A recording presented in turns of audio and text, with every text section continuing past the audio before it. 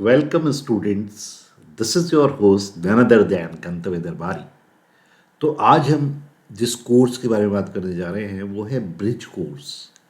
What is this bridge course? I will explain it in detail. Bridge course में हम बिल्कुल fundamental यानी scratch से पढ़ाएंगे आपको। ठीक है, बेसिक कंसेप्ट बताऊंगा आपको, जिसमें ब्रिज मतलब क्या होता है। एक ये पार्ट है, एक ये पार्ट है, ये दो पॉइंट है और इनके बीच में जो ब्रिज है, यानी if you are a ninth and you have to move to tenth, now I have made a bridge so that you can easily move from ninth to tenth.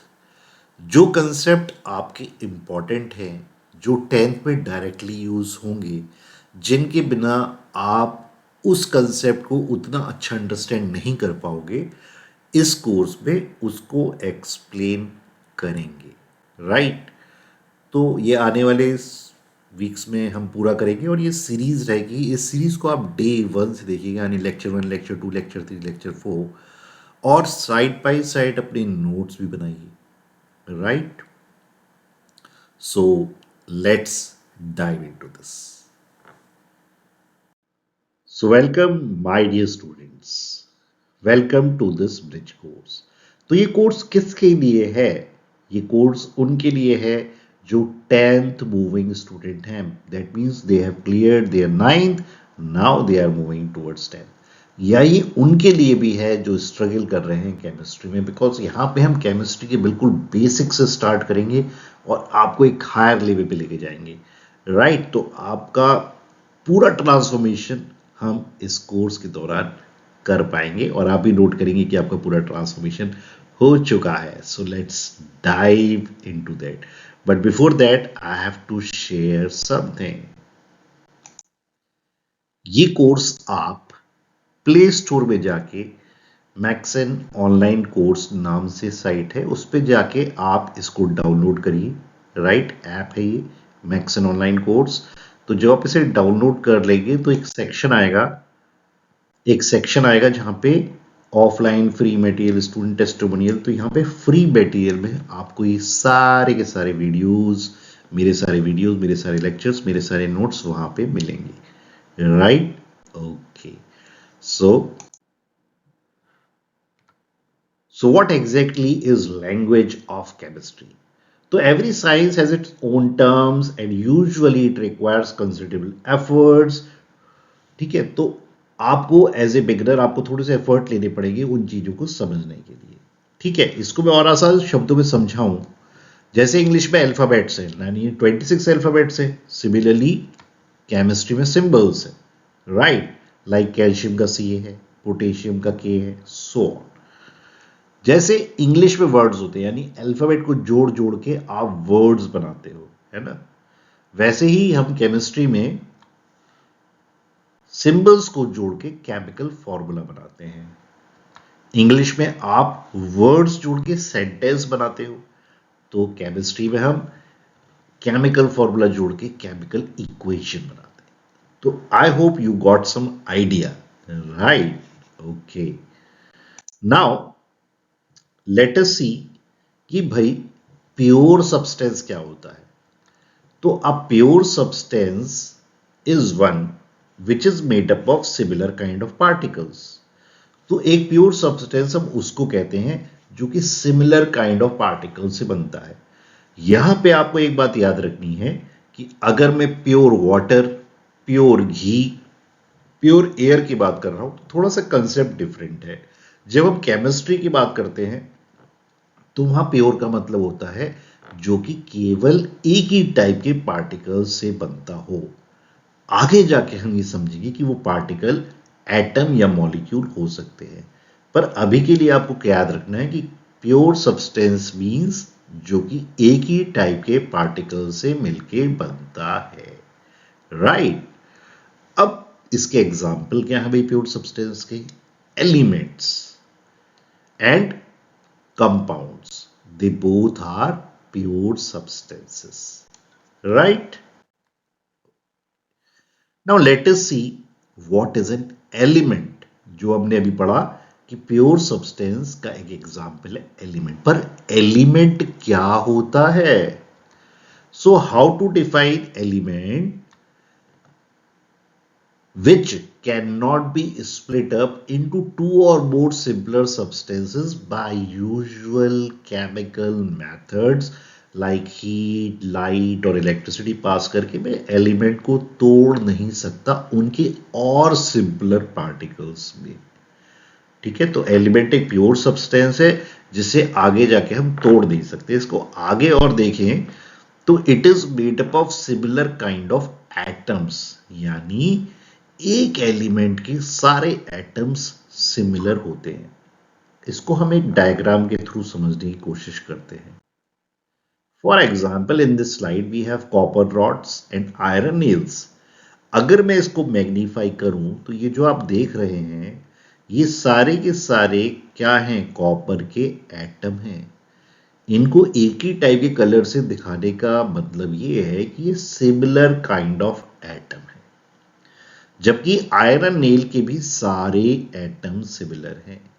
तो हमने क्या बताया कि एलिमेंट एक प्योर सब्सटेंस है जिसके सारे के सारे एटम सिमिलर होते हैं, पर अगर आप एक एलिमेंट के दूसरे एलिमेंट के एटम को कंपेयर करोगे तो वो सिमिलर नहीं होते हैं। जैसे आप कॉपर को देखो और आयरन को देखो, ये कलर ही ये बता रहा है कि दे आर डिफरेंट, राइट।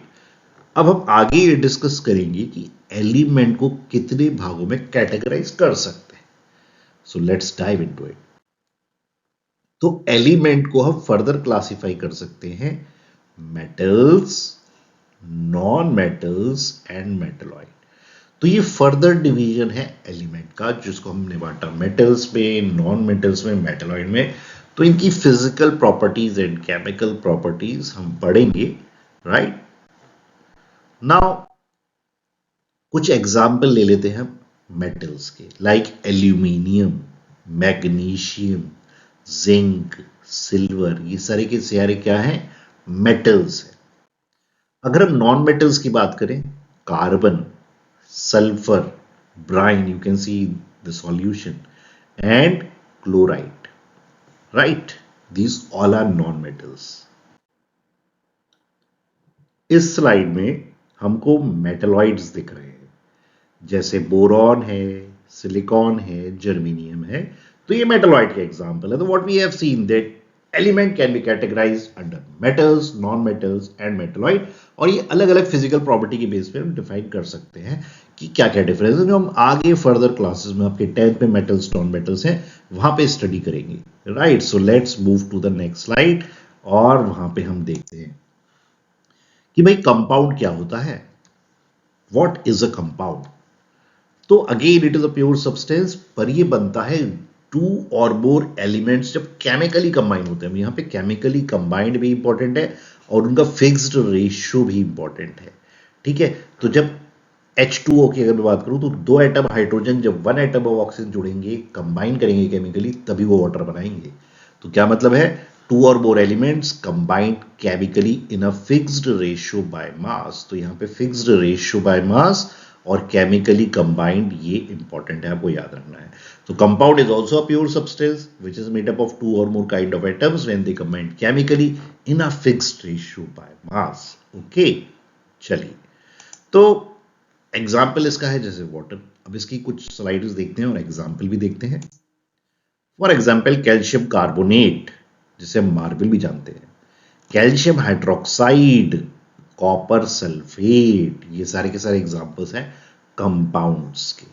तो आई होप आपको एक अच्छा आइडिया मिल गया होगा कि भाई एलिमेंट क्या होता है, कंपाउंड क्या होता है, एलिमेंट के कितने टाइप्स होते हैं, मेटल्स होता है, नॉन मेटल्स होता है, मेटलॉइड होता है। अब हम चलते हैं कि भाई एटम, जो कि एक बेसिक कंसेप्ट है, वहां से स्टार्ट करते हैं। तो chemistry starts with atom. So what exactly is an atom. तो ये जो वर्ड था ये कॉइन किया था डेमोक्रेटस ने, right.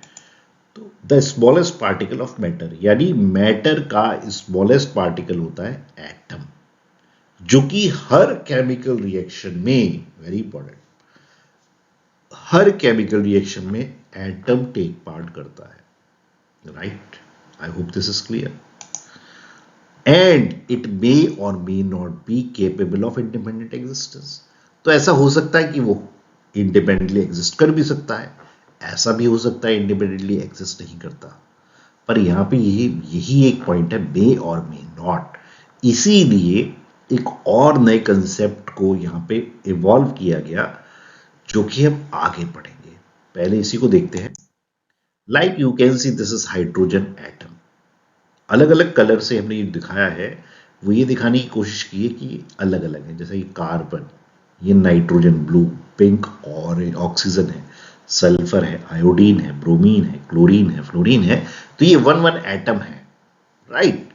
Okay, now let us see what is a molecule.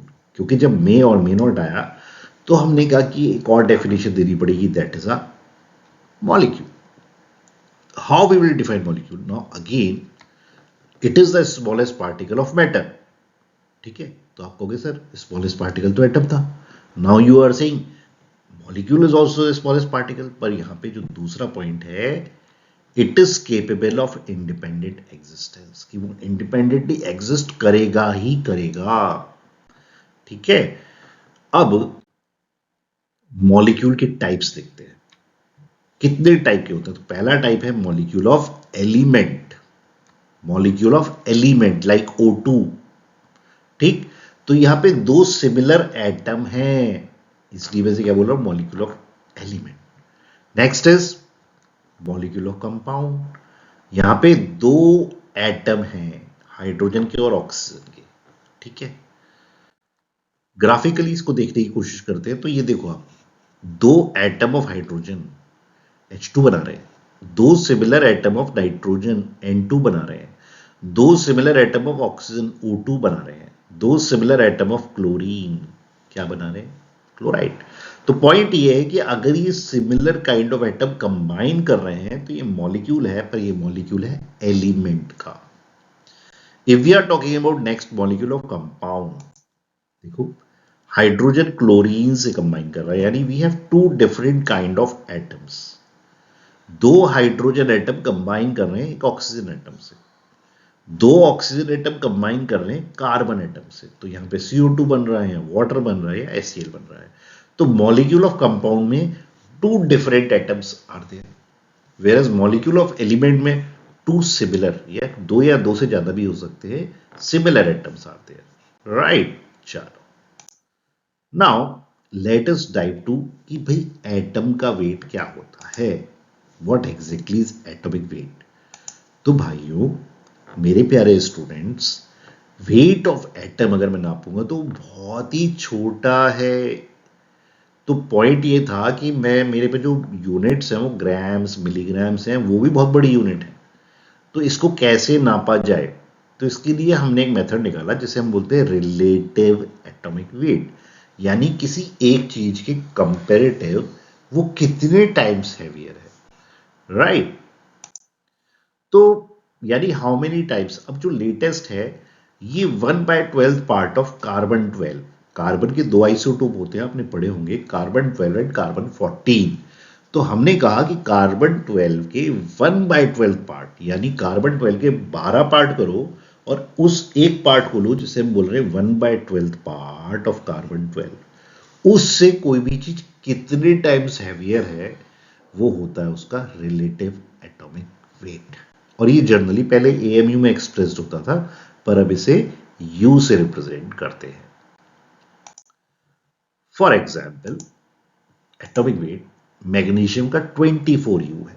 इसका मतलब क्या है कि वो 24 टाइम्स, बड़े ध्यान से समझना, 24 टाइम्स हैवियर है 1/12 पार्ट ऑफ कार्बन 12। यानी ये जो यहां U है, U का मतलब क्या है, 1/12 पार्ट ऑफ कार्बन 12। ये इससे कितने टाइम्स हैवियर है, 24। यानी मैग्नीशियम का एक एटम 1/12 पार्ट ऑफ कार्बन 12 से, मैं इतना बड़ा सेंटेंस नहीं बोलूंगा 1/12 part of carbon 12, 1/12 part of carbon 12, वहां पे हम बोलेंगे सिर्फ U या AMU।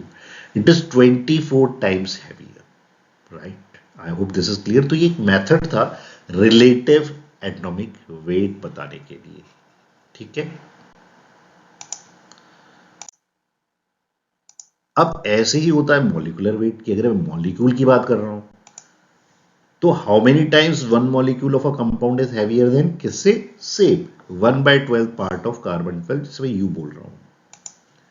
इसको भी एक्सप्रेस यू से करते हैं। For example water. अब पहले ग्राम एटॉमिक वेट या ग्राम एटॉमिक मास समझने की कोशिश करते हैं।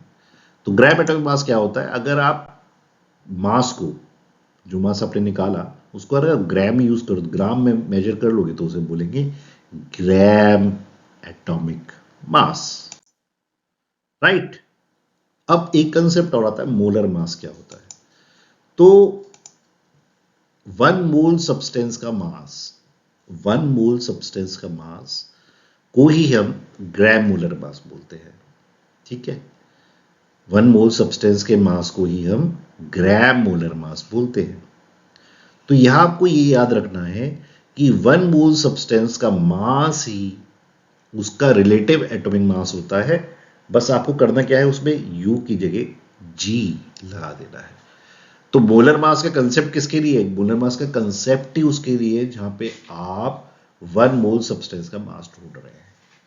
तो अब आपको करता यह है कि जो आपकी एनसीईआरटी में मासेस दिए हुए हैं, है ना, एटम्स एंड मॉलिक्यूल्स में मास दिए हुए हैं, तो वो आप याद करिए। तो आगे वाले मॉड्यूल्स पे हम आपको मॉलिक्यूल का मास कैसे निकालते हैं वो सिखाएंगे। So I hope you have understand this concept very well. तो ये एक बेस है, ये एक फाउंडेशन है जो आपका स्ट्रांग होना जरूरी है। इसमें एटॉमिक वेट है, आपके 1 to 20 एलिमेंट्स हैं, आपकी वैलेंसी है। अगर आपको ये थॉरोली आती है तो आप केमिस्ट्री में बहुत एक्सेल करोगे, राइट। तो आप इनकी प्रैक्टिस करिए, फिर हम नेक्स्ट क्लास पे मिलते हैं। Until then, bye bye, take care, keep learning and keep smiling. Bye all of you.